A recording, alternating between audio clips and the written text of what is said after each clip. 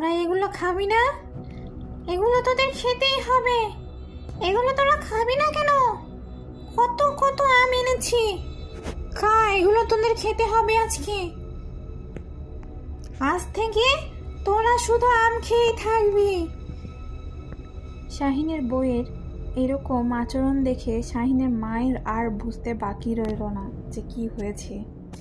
সে দোয়া পড়ে শাহিনের নতুন স্ত্রীর গায়ে ফু দিল। এগুলো করে তোদের কোনো লাভ নেই। আমি প্রতিশোধ নিতে ফিরে এসেছি।